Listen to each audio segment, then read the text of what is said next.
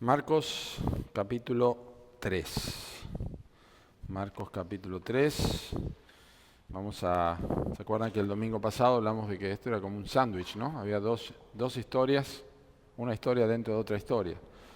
Y vimos, el domingo pasado vimos las dos primeras historias, la primera y la última en realidad, y ahora vamos a ver la que está entre medio, y que tiene que ver con cómo es visto Jesús.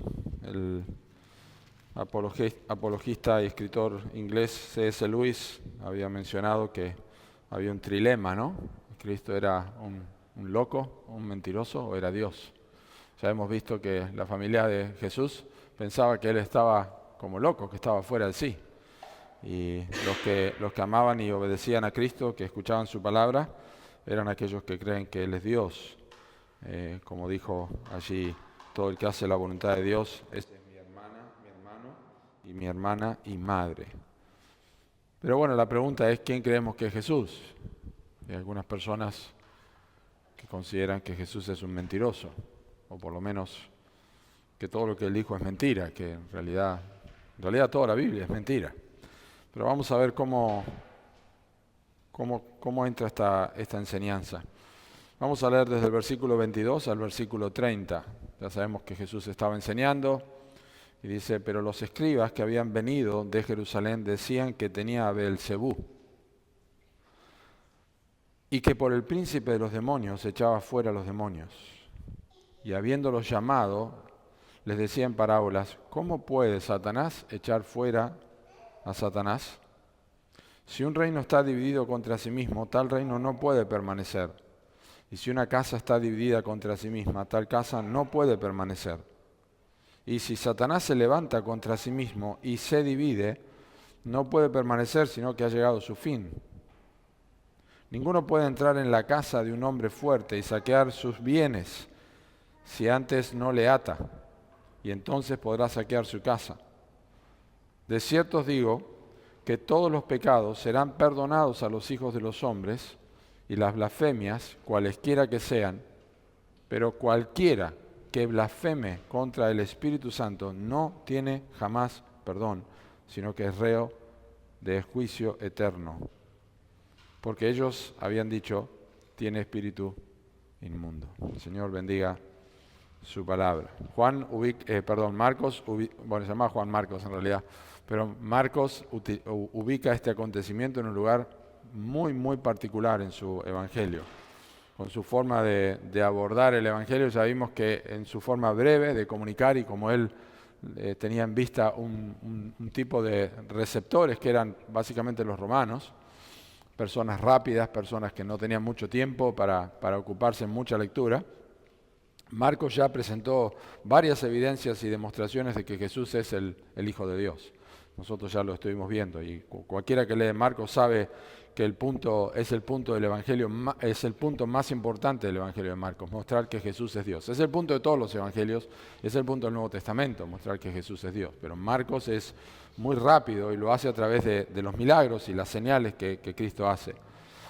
Pero en este relato que nosotros leemos recién, y con relación a lo que acabo de decir, de que Marcos está procurando mostrar que Jesús es Dios, encontramos este relato de Cristo, valga la redundancia, acerca del pecado imperdonable. Bueno, el pecado no menciona el pecado imperdonable, simplemente dice que si alguien blasfema contra el Espíritu Santo no le será jamás perdonado. Y es lo que nosotros queremos entender. Porque cuando hablamos de pecado imperdonable parece una contradicción, porque nosotros creemos que todos nuestros pecados pueden ser perdonados. La Biblia enseña que si confesamos nuestros pecados, Él es fiel y justo para perdonar nuestros pecados y limpiarnos de toda maldad. Y Cristo dijo, tus pecados te son perdonados, cuando lo vimos en Marcos también. Y pareciera ser un lado algo incoherente. Pero por otro lado, algo que con razón, cuando hablamos de un pecado imperdonable, debe generar terror. Y quiero usar la palabra, debe generar terror. Que Jesucristo haya dicho que hay un pecado que jamás se va a perdonar, debería generar terror en las personas. Y las personas, obviamente, los seres humanos mueren que mueren sin sus pecados perdonados van a una condenación. Eso es lo que la Biblia enseña.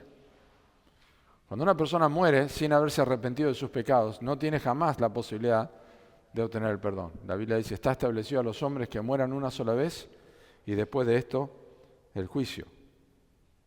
Y van a la eternidad.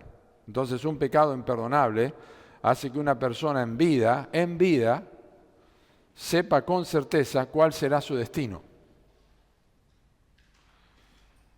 Pero, ¿qué significa el pecado imperdonable? Y yo estoy leyendo un libro que se llama El progreso del peregrino, y tengo algo para leer acá. Déjenme un momentito que lo quiero encontrar para compartir con ustedes. Un relato. El peregrino es la historia de un hombre que sale de la ciudad de destrucción, va camino a Sión, tiene una gran carga sobre su espalda que representan sus pecados y está desesperado por tener perdón.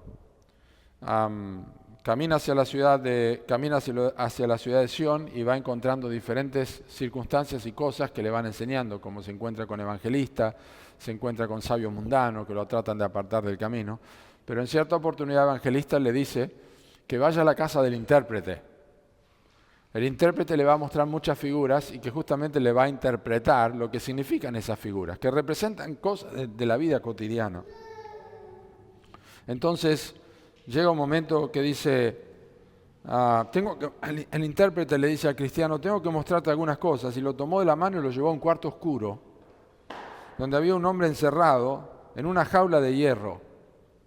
Dice, su semblante revelaba profunda tristeza, sus ojos estaban fijos en la tierra, sus manos cruzadas, al mismo tiempo que profundos suspiros y gemidos indicaban la tortura de su corazón. ¿Qué es esto?, preguntó asombrado cristiano. Pregúntaselo a él mismo, dijo el intérprete. ¿Quién eres tú?, preguntó cristiano. Y el hombre enjaulado dijo, en otro tiempo hice profesión de ser un cristiano y prosperaba y florecía a mis propios ojos y a los ojos de los demás. Me había destinado a la ciudad celestial y esta idea me llenaba de grande regocijo, pero ahora soy una criatura de desesperación, encerrado en esta jaula de hierro, no puedo salir, ¡ay de mí, no puedo salir!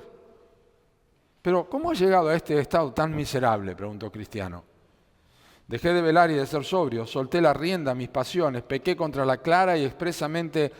que clara y expresamente demanda la palabra de Dios y la bondad del Señor. Entristecí al Espíritu Santo y éste se ha retirado. Tenté al diablo y vino a mí. Provoqué a ira a Dios y el Señor me ha abandonado. Mi corazón se ha endurecido de tal manera que ya no puedo arrepentirme. Cristiano dijo, pero ¿no hay remedio ni esperanza para ti? ¿Habrás de estar encerrado siempre en esa jaula de hierro de desesperación? ¿No es infinitamente misericordioso el Hijo bendito de Dios?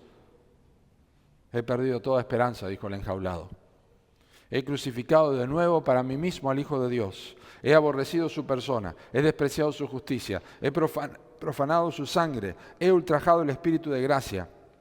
He aquí por qué me considero destituido de toda esperanza y no me restan sino las amenazas terribles de un juicio cierto y seguro y la perspectiva de un fuego abrasador, de cuyas llamas he de ser pasto. A este estado me han traído mis pasiones, los placeres e intereses mundanos, en cuyo goce me prometí en otro tiempo muchos deleites, pero ahora me atormentan y me corroen como un gusano de fuego. Pero no puedes aún en el presente volverte a Dios y arrepentirte, pregunta. Dios, dice, me ha negado el arrepentimiento. En su palabra no encuentro ya estímulo para creer. Es el mismo Dios el que me ha encerrado en esta jaula. Y todos los hombres del mundo juntos no me podrán sacar de ella. Oh eternidad, eternidad. ¿Cómo podré yo luchar con la miseria que me espera en la eternidad? Fabulosa la historia del progreso del peregrino en la casa del intérprete. Pero yo quisiera que veamos aquí en este relato, y quiero compartir 3 cosas con ustedes, cómo el pecado imperdonable nace con la dureza del corazón. Noten el versículo 22. Pero los escribas que habían venido de Jerusalén decían que tenía a Beelzebú y que por el príncipe de los demonios echaba fuera los demonios. Este es el tercer grupo de personas. ¿Se acuerdan? Ya vimos los familiares, los que oían a Cristo y le seguían, los que pensaban que estaba fuera de sí, los que seguían a Cristo y le oían. Y este es el tercer, es en realidad el segundo grupo, pero es el tercero que estamos viendo de los que mencionamos el domingo pasado. Y acá tenemos un grupo de personas que acusa a Cristo de mentiroso. ¿Por qué? Obviamente Cristo vino en el poder de Dios, pero ellos están diciendo, no, es un mentiroso, en realidad está echando fuera a los demonios por Beelzebú, el príncipe de los demonios. Lo interesante es que no es cualquier grupo que está diciendo esto, no fueron sus familiares, no fueron personas que estaban necesariamente sentadas a su alrededor y que escuchaban bien y no decían nada, eran los religiosos, eran las personas con conocimiento, es decir, personas que tenían mucha Biblia en sus cabezas. Ellos vinieron de Jerusalén. En Jerusalén estaban los más capos, digamos, de conocimiento de escribas y conocedores de la Escritura. Pero eran duros de corazón. Tenemos personas acá, religiosas, pero duras de corazón. La realidad es que todos los seres humanos son duros de corazón. La Biblia describe en el libro de Ezequiel que Dios quita el corazón de piedra y da un corazón de carne. Todos nacemos con un corazón endurecido como una piedra. Pero estos hombres se están endureciendo voluntariamente y lo hacen cuando atribuyen a Satanás la obra de Cristo. Es decir, echar fuera demonios lo hace por el poder de Satanás. Eso habla de la dureza del corazón de estas personas. Estaban endurecidos. ¿Por qué digo que estaban endurecidos? Porque nosotros sabemos ya al llegar a este momento en el Evangelio de Marcos que ellos no carecían de información. No carecían de información. A lo largo del Evangelio de Marcos, nosotros vimos cómo el Señor Jesucristo hizo tantos milagros, pero uno de ellos fue muy importante frente a los religiosos. Fue cuando sanó al paralítico. Porque antes de sanar al paralítico, dijo, tus pecados te son perdonados. Y ahí vino la acusación. Y dijeron, ¿quién puede perdonar los pecados si no solo Dios? Es interesante porque en el Evangelio de Mateo, este mismo relato, dice que la gente decía, ¿no será este el hijo de David? El hijo de David es el Mesías. E inmediatamente los fariseos dijeron, este echa fuera a los demonios por Beelzebú. Es decir, no es el Mesías. Que sabían por las Escrituras que el Mesías vendría a perdonar pecados. En Marcos 2, él sana al paralítico y le dice, tus pecados te son perdonados. Solamente Dios puede perdonar los pecados. ¿Ah, sí? Bueno, ¿qué es más fácil decir, tus pecados te son perdonados o decir, levántate y anda? Bueno, para que sepan que realmente sus pecados fueron perdonados, levántate y andate. No había forma de negar esto. Y no solamente esto, la Biblia dice en Marcos 1:34, dice que echó fuera muchos demonios. En 1:39 dice que los demonios lo reconocían y él echaba fuera a los demonios, tenía poder. Y ni que hablar de lo que ocurrió en la sinagoga de Capernaum, donde ese hombre empezó a gritar y Cristo echó fuera a este demonio y la gente se maravillaba de su doctrina. Aparte de todo esto hay que añadir todos los demás milagros, todas las demás sanidades, todas las demás maravillas que Jesús había hecho hasta ese momento. Y esto era absolutamente todo de público conocimiento. Entonces, cuando hablamos de que el pecado imperdonable nace con la dureza del corazón, estamos hablando no de personas ignorantes, estamos hablando de personas religiosas que tenían conocimiento de la Escritura, que tenían evidencias, pero absolutamente evidentes, valga la redundancia, de que Cristo era Dios, y estaban diciendo, no solamente no lo negaban, sino que estaban diciendo que todo lo que él había hecho era por el poder de Satanás. Eso es endurecimiento. Es endurecimiento porque es una actitud de odio. No es simplemente no creer, sino atribuir otra cosa diferente a lo que realmente es. Entonces tenían un corazón endurecido, trataron a Jesús de mentiroso, atribuyeron a Beelzebú esto, decían que tenía Beelzebú. Fíjense, este es un verbo imperfecto, es decir, es una acción que siempre continuaba. Ellos siempre decían que tenía a Beelzebú. Fíjense que el pasaje termina así, porque ellos habían dicho, tiene espíritu inmundo. En realidad lo que está diciendo es que ellos lo divulgaban. Cuando la gente hablaba, este es el Mesías, ¿estos qué hacían? Realmente es, no se confundan. Esto es por medio de Beelzebú. Está echando fuera a los demonios por medio de Satanás. Beelzebú era el príncipe de la basura. Era el príncipe de la materia fecal. Por eso le llaman príncipe de las moscas. Es decir, que Cristo echaba demonios siguiendo a este príncipe de los demonios. Príncipe de los demonios. Es interesante porque en Hechos capítulo 10, cuando Pedro está predicando en casa de Cornelio, él dice que Jesús anduvo haciendo bienes y sanando a todos los oprimidos por el diablo.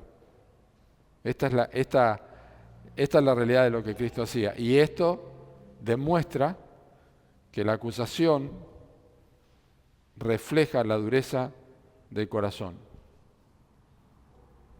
Pero bueno, todos los que sabiendo lo que Jesús ha hecho continúan con indiferencia y rechazo, aunque no estén en este relato, pero hoy día todos los que tienen indiferencia y rechazo, es decir, todos los que se mueven hacia la dirección del pecado imperdonable, son conscientes de las obras milagrosas de Cristo y no pueden negarse.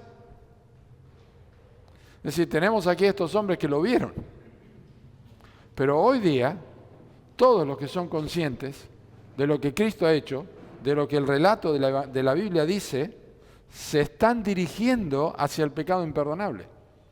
Están teniendo la misma actitud hacia el pecado imperdonable porque niegan a Cristo y rechazan el arrepentimiento. Y noten que esto se observa en cómo relaciona el Espíritu Santo con la obra de Cristo al recordar otras partes de la palabra de Dios. Por ejemplo, en Lucas capítulo 4, versículo 14 dice que Jesús volvió del desierto en el poder del Espíritu a Galilea. La relación del poder de Cristo tenía que ver con la obra del Espíritu Santo. Pablo habla en el libro de Romanos de lo que Cristo ha hecho por medio de mí con potencia de señales y prodigios en el poder del Espíritu de Dios. Y en Romanos 1.4 dice que Jesucristo fue declarado Hijo de Dios con poder según el Espíritu de Santidad. Es decir, la relación del Espíritu de Dios y del Espíritu de Dios en poder sobre la obra de Cristo es evidente en todo el Nuevo Testamento. Así que hay una relación entre Cristo y el Espíritu Santo que es innegable. Ya estamos viendo cómo el pecado imperdonable nace con la incredulidad del corazón, porque está viendo que es una obra del Espíritu Santo, pero voluntariamente lo está negando. Pero observen la segunda cosa, en versículos 23 al 27, el pecado imperdonable crece con la ceguera del corazón. Nace con la dureza del corazón, pero crece con la ceguera del corazón. Es decir, la persona que no quiere ver, no solamente no quiere creer, pero no quiere ver para creer. Y allí entonces Jesús, ya lo leímos, empieza a utilizar parábolas. No son absolutamente parábolas, pero son ilustraciones para que nosotros entendamos. Son comparaciones para que se entienda el punto. Y primero hace una pregunta obvia. Fíjense en versículo 23. Y habiéndolo llamado, les decía en parábola: ¿cómo puede Satanás echar fuera a Satanás? Es una pregunta obvia. Miren el cariño de Cristo, dice, habiéndolo llamado. Venga, le hago una pregunta. ¿Cómo puede Satanás echar fuera a Satanás? Qué lógica inconcebible. Satanás echando fuera a Satanás. Y esto habla de lo que es la ceguera del corazón, porque la lógica de ellos era ilógica. Este echa fuera a los demonios por Satanás. Pero un momentito. ¿Cómo? ¿Cómo Satanás puede echar fuera a Satanás? Bueno, vos entendés lo que te quiero decir. Eso es lo que hace la gente cuando tiene una ceguera. No quiere reconocer las evidencias. Y dicen cosas como esta. Y Cristo los desnuda delante de sus ojos, les muestra. Y hay dos ejemplos luego que son similares para remarcar el punto. Y la frase está repetida. El énfasis es que si algo está dividido, no puede permanecer. ¿Lo ven ahí? Un reino dividido contra sí mismo, tal reino no puede permanecer. Versículo 25, si una casa está dividida contra sí misma, tal casa no puede permanecer. Estos son ejemplos claros. Nosotros sabemos, en un gobierno, cuando hay diferencias entre los mismos que están gobernando, no funciona la cosa. Y en un hogar, cuando uno tira para un lado, otro tira para el otro, la cosa no funciona, se divide. No puede ocurrir esto. Entonces, Satanás, está diciendo Cristo, Satanás tiene una agenda totalmente diferente a la mía. Satanás no tiene el propósito de dividirse a sí mismo. Satanás tiene un propósito totalmente distinto a la mía. Por ejemplo, cuando Pablo fue comisionado a su ministerio, cuando él cuenta su testimonio, cuenta 3 veces su testimonio en Hechos, y cuando fue comisionado al ministerio, en el capítulo 26, cuando él cuenta su testimonio, él dice que Cristo le habló y le dijo para que abra sus ojos a las personas incrédulas, para que se conviertan de las tinieblas a la luz y de la potestad de Satanás a Dios, para que reciban por la fe que es en mí perdón de pecados y herencia entre los santificados. Es decir, lo que Satanás hace es totalmente opuesto a lo que Jesús hace. Satanás cierra los ojos, Satanás ciega a las personas. Cristo abre los ojos, Cristo hace que la gente pueda ver, es totalmente opuesto. Así que Cristo está diciendo, no puede estar Satanás dividido contra sí mismo. No puede ser tan ilógico lo que está haciendo. Esto, lo que ustedes se están planteando, lo único que hace demostrar es que ustedes son ciegos y no hay peor ciego que el que no quiere ver. No quieren ver lo que realmente está pasando. Yo soy el Mesías. Soy el Mesías. Los religiosos sabían, según Isaías 61:1, que cuando el Mesías vendría, abriría los ojos a los ciegos. Ellos no lo veían y no querían verlo y sabían que no querían ver esto. Esto pasa hoy día con las personas que no creen en el Evangelio. No es que no se den cuenta, no es que no vean, no es que no entiendan, no quieren ver, no quieren aceptar esto. Y eso está generando el crecimiento del pecado imperdonable. Y esto señala el tercer ejemplo de Jesús en versículo 27. Observen. Ninguno puede entrar en la casa de un hombre fuerte y saquear sus bienes si antes no le ata, y entonces podrá saquear su casa. El hombre fuerte es Satanás. Y esta casa es el mundo. Obviamente Satanás no tiene cosas materiales. Pero Cristo está usando un ejemplo. Acá hay una casa de un hombre fuerte y quiero saquear su casa, y lo primero que tengo que hacer es atar al hombre fuerte. Y luego entrar a la casa y saquearla. El mundo entero está bajo el maligno, dice la Escritura. Y la potestad de las tinieblas es el dominio de Satanás. Y para eso vino Jesús. Dice 1 Juan 3:8, el Hijo de Dios apareció para deshacer las obras del diablo. Y esto comenzó a ocurrir en el ministerio de Cristo, cuando echaba fuera a los demonios. Él estaba destruyendo a Satanás, estaba entrando en la casa del hombre fuerte, pero realmente se hizo efectivo ¿dónde? En la cruz. En la cruz venció. Esa es la profecía de Génesis 3:16. Pisó a Satanás en su cabeza. Él fue herido en el calcañar, en la cruz, pero pisó a Satanás en la cabeza. El hombre fuerte. Y saquear la casa. ¿Sabe cuáles son las cosas que él saquea de la casa? Nosotros. Las almas de las personas. Satanás tiene atadas a las personas en sus propias ideas y en su propia incredulidad. Cristo viene, ata al hombre fuerte por medio de la cruz, el mensaje del Evangelio, y rescata a las personas de la condenación. La ceguera del corazón se niega a ver, escuchen, la ceguera del corazón se niega a ver los hechos teológicos tal como la Biblia los demuestra en cuanto a la obra de Cristo. Se niega a ver los hechos teológicos. ¿A qué me refiero? Se niega a aceptar que el hombre es pecador. Se niega a aceptar que el hombre no es bueno. Se niega a aceptar que el hombre no puede mejorar. Se niega a aceptar que Cristo es el único camino. Se niega a aceptar que la religión cristiana evangélica, de acuerdo a los evangélicos, es excluyente, que Cristo es el único camino. Se niega a aceptar hechos teológicos. Y esto habla de la ceguera del corazón, la obra de Cristo.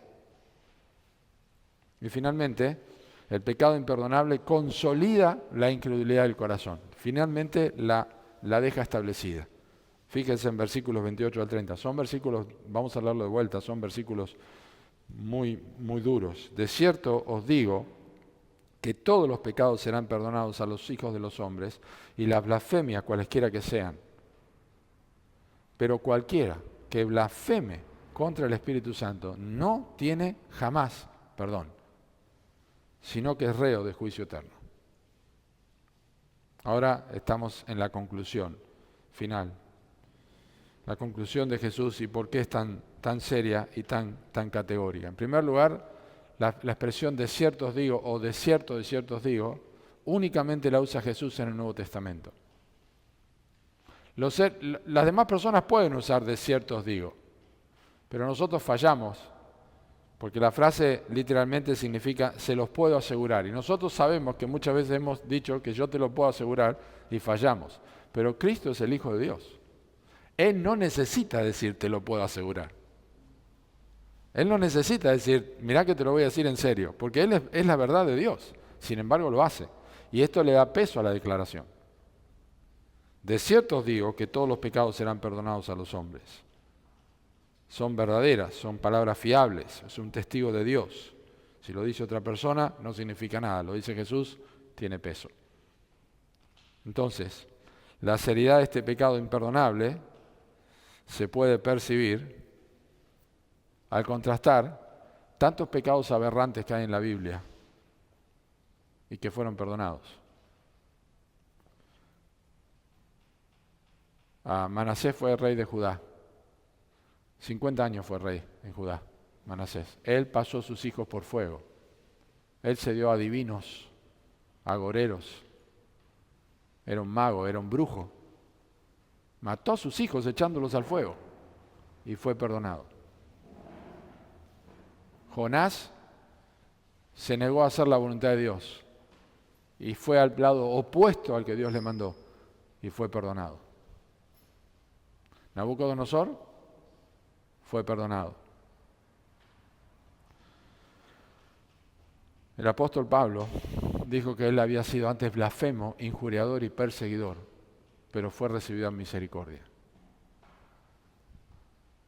Y la Biblia dice en 1 Corintios capítulo 6, versículos 9 al 11, que había ciertas personas en la iglesia que fueron perdonadas, pero que practicaban la fornicación, la idolatría, eran adúlteros, eran afeminados, se echaban con varones, eran ladrones, avaros, borrachos, maldicientes, estafadores. Pablo dice, algunos de ustedes eran esto, pero ya habían sido lavados, ya habían sido santificados, ya habían sido perdonados en el nombre del Señor. Entonces son pecados serios que describe, pero todos fueron perdonados y siguen siendo perdonados cuando hay un genuino arrepentimiento. Incluso Jesús dice en Mateo 12:32, que es el pasaje paralelo a este, que cualquier blasfemia que se diga contra el Hijo del Hombre le será perdonado.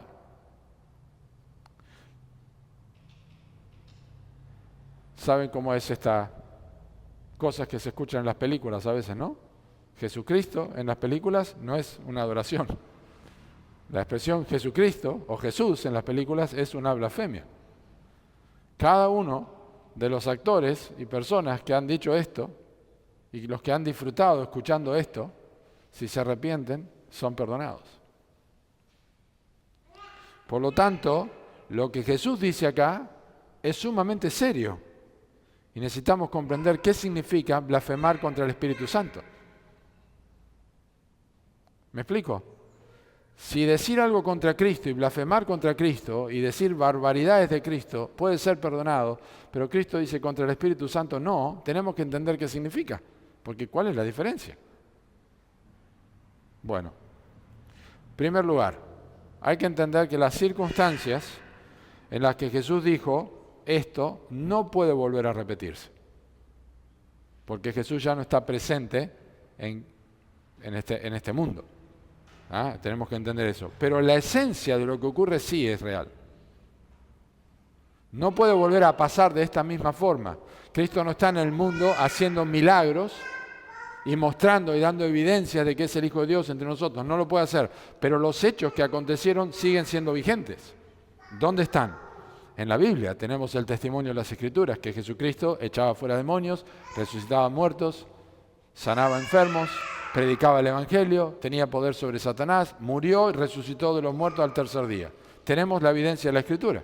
O sea, es una fotografía de algo que ocurrió. Es como que nosotros dijéramos, bueno, yo no estuve con el cruce de los Andes con San Martín, pero no lo puedo negar. Es un hecho, está registrado en la historia. Entonces, si los que lo vieron, pero los que no lo vieron, no tenemos por qué rechazarlo. Pero en este caso es el Hijo de Dios. Tenemos el testimonio de la Biblia. Lo que el Espíritu Santo atestigua sobre Cristo en su venida y que todos comprobaron en ese momento de la historia, no deja de ser verdad hoy día. Cuando Cristo vino, el Espíritu Santo dio testimonio de quién era Cristo. Es el Hijo de Dios. A través del poder en su vida y lo que hizo, dio testimonio de que era el Hijo de Dios. Ahora tenemos el testimonio, lo mismo a través del Nuevo Testamento. Lo vemos de la misma forma que ellos, pero escrito. Tenemos un registro. Es decir, Cristo vino a este mundo, dejó su gloria, dice la Escritura, tomó forma de siervo, hecho semejante a los hombres, hizo exactamente lo que el Padre le mandó que hiciera en este mundo. Vino a hacer la voluntad del Padre y acabar la obra del Padre. Yo tengo una comida que comer como vosotros no sabéis. Mi comida es hacer la voluntad del Padre y que yo acabe su obra. Y cuando hizo cada una de las cosas que hizo Cristo, todo lo que hizo durante su ministerio, yo hago siempre lo que le agrada, dice Juan 8, eso lo hizo bajo el poder del Espíritu Santo. El Espíritu Santo estaba guiando a Cristo continuamente, es la impresión definitiva en la vida y la obra de Cristo, afirmando que Él es Dios. El mismo Nuevo Testamento nos muestra cómo se ve una persona que comete la blasfemia contra el Espíritu Santo, y ahora lo vamos a ver, lo vamos a terminar. Es decir, cómo ser expuesto a la verdad de Cristo, su persona, su obra, su muerte, sepultura, resurrección, y rechazar este mensaje continuamente. No importa la actitud que tengas, puedes estar así de atento, puedes estar dormido en el culto, puedes estar recontra metido en la Biblia, pero en tu corazón estás rechazando. Eso es lo que enseña y hace que una persona consolide la incredulidad del corazón de cualquier persona. Lo puede escuchar mentalmente, pero rechaza la realidad de Cristo. No acepta la verdad de Cristo. No cree en su sepultura, muerte y resurrección, o lo cree históricamente, pero no de una forma salvífica. No ha cambiado su vida. Lo rechaza. Y está consolidando la blasfemia contra el Espíritu Santo. Está rechazando este mensaje. Pero acompáñenme a 3 pasajes sumamente fuertes en el Nuevo Testamento de personas que como nosotros, pero más cerca de la cruz, pero como nosotros, vivieron después de la cruz, después de todos estos acontecimientos. Tuvieron el mensaje del Evangelio como nosotros. Es el libro de Hebreos, para terminar. Hebreos capítulo 2, versículo 1. Dice, por tanto es necesario que con más diligencia atendamos a las cosas que hemos oído. Fíjense que ya no dice que hemos visto, sino que hemos oído. No sea que nos deslicemos. Escuchen, porque si la palabra dicha por medio de los ángeles fue firme y toda transgresión y desobediencia recibió justa retribución, ¿cómo escaparemos nosotros si descuidamos una salvación tan grande, la cual, habiendo sido anunciada primeramente por el Señor, nos fue confirmada por los que oyeron? Esto es absolutamente claro. Dice, cuidado, porque hay gente que se la creía, pero se deslizó. Dice, ¿cómo vamos a escapar nosotros si las personas que escucharon rechazaron? Y nosotros que hemos visto a Cristo, hemos escuchado, también hemos visto los milagros que hicieron los que siguieron a Cristo, confirmando con sus vidas que eran realmente enviados por Dios, como los apóstoles, y rechazamos esto, ¿cómo vamos a escapar?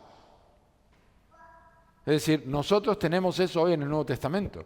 El Nuevo Testamento nos enseña a nosotros lo que Cristo es. El Nuevo Testamento nos enseña lo que Cristo hizo, su persona, su obra. Él es Dios.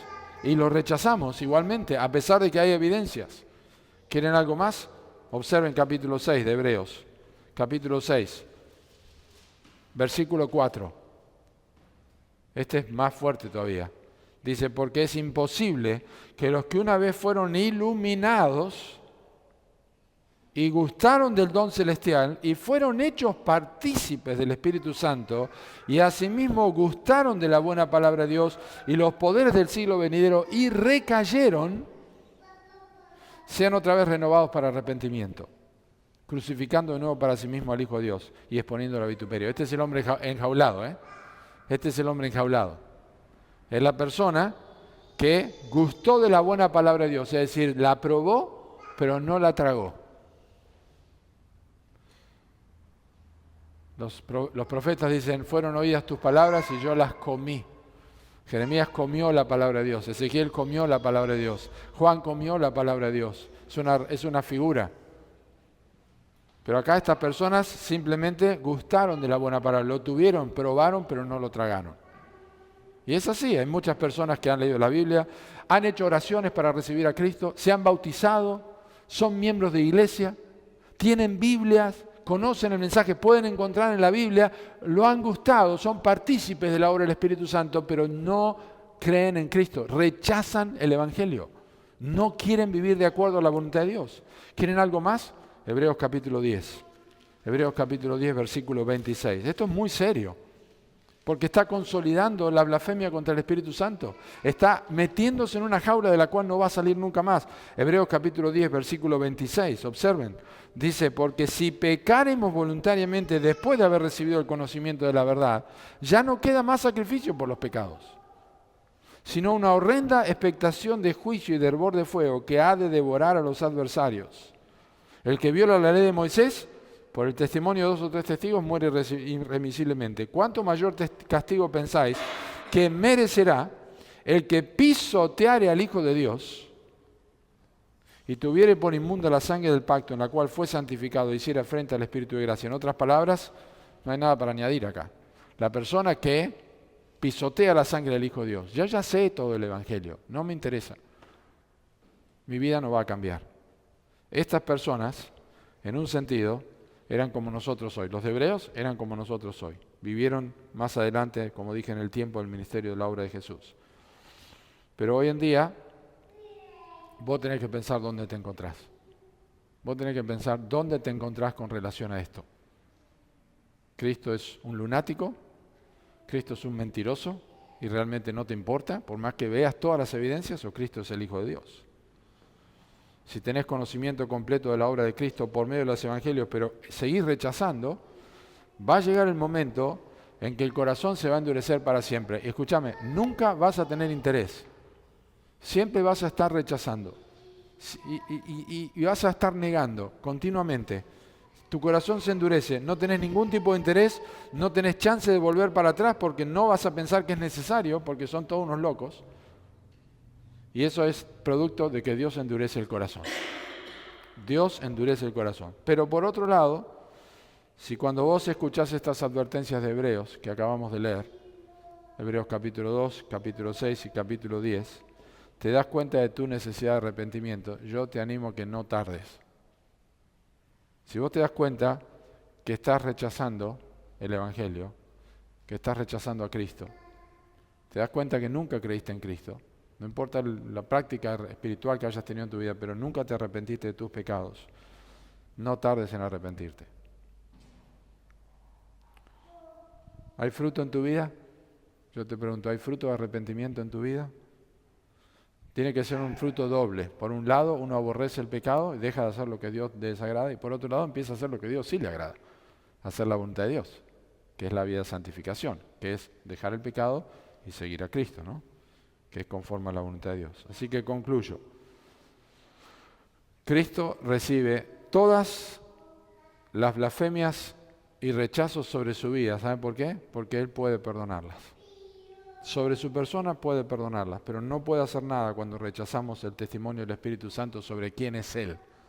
Es decir, Él puede perdonar cualquier pecado que cometas contra Él, pero cuando vos rechazás el testimonio de la Escritura de que Cristo es el Hijo de Dios, ya está. No hay nada que hacer. No hay otra forma de ser salvo. Lo estás rechazando. Así que la pregunta es dónde te encontrás en la enseñanza en este momento. Marcos ya avanzó bastante como para que nosotros no digamos, no tengo suficiente información. Tenemos suficiente información sobre quién es Cristo. Y la Biblia dice que tenemos que arrepentirnos de nuestros pecados y creer en Cristo si no lo hemos hecho. O de lo contrario, se va a consolidar nuestra incredulidad, definitivamente, y no tendremos posibilidad de arrepentirnos más, ni tendremos interés en arrepentirnos. Así que hoy es el día de salvación. Oramos. Gracias por tu palabra, pedimos que tú la bendigas y te pido que toques los corazones de aquellos que quizá no tienen claridad sobre el Evangelio. Lo saben en su cabeza, pero no lo creen en su corazón. Y aquellos que hemos creído en Cristo y hemos sido perdonados por pura misericordia y gracia, ayúdanos a seguir predicando esta verdad. En el nombre de Cristo Jesús. Amén.